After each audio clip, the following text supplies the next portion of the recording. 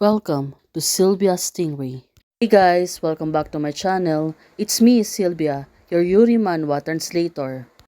Hey guys, good morning. Let me present you the new chapter of Long-Awaited Feelings, or Feelings Can't Wait, chapter 164. So here it is. Let's read the story. Back to Jian and Akshu. Jian, she was freeing on the place that she can see the stars and also the beautiful surrounding.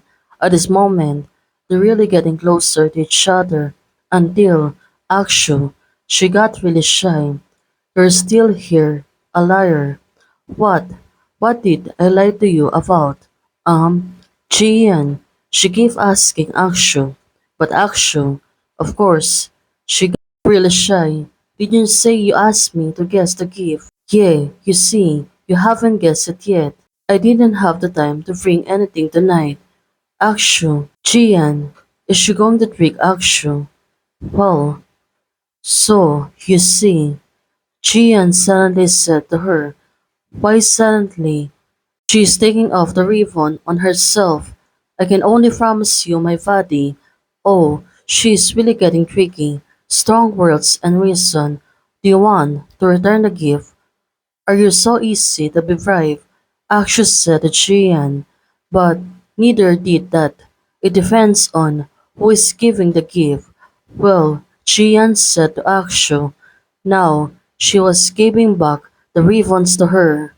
Well, this is really getting tricky, right? Only you can. You stand before me. No need to do anything. I just want to dedicate myself to you.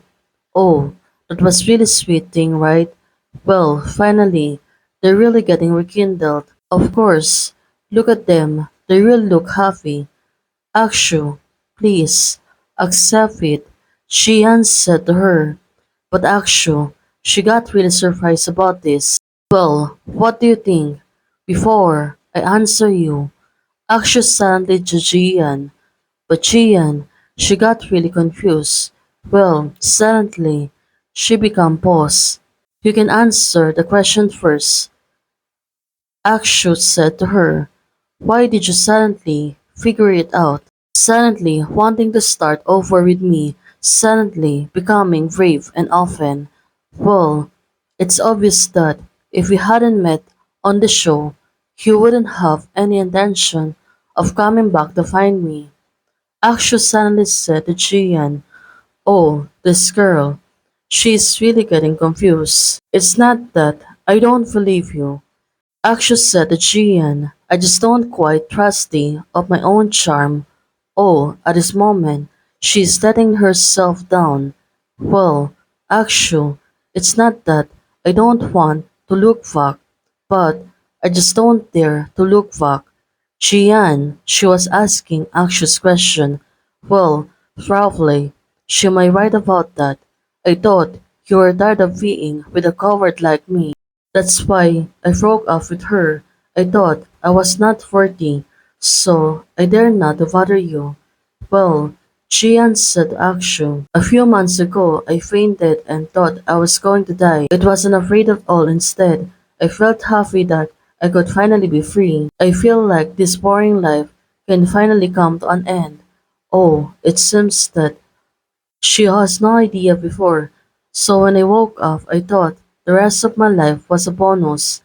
I swore in my heart, this time I'll be myself, living a meaningful life. Well, without you, it doesn't make any sense. Jian said to Akshu, stay with me. Oh, is she going to propose to her? It seems that she's really getting serious. At this moment, she was putting a ring on Akshu's hand. We'll spend the rest of your life with me, Jian suddenly said to Akshu. Of course, Akshu, she was blushing about this, suddenly realizing it was a paper ring. Akshu said, isn't this paper ring a bit ugly? Oh, it turns out she really wanted to tease her. Look at her, she was complaining. Now, I folded this on way, but it wasn't a sudden idea. It was a folded from the diary of the day we met again. Well, it seems that This really getting tricky, right? Well, let's see. What does it say? The diary is long, but the summary is short. Well, at least at this moment, they're really living together. Also, there's no problem. But let's see. All of it. I love you. Jian suddenly said to Akshu, "Now, this is really getting great. At least, she can tell her about her true feelings and also she confessed it to her feelings." Hey guys, it turns out this is the end of the story. The writer leaves us the short message. You can read it later.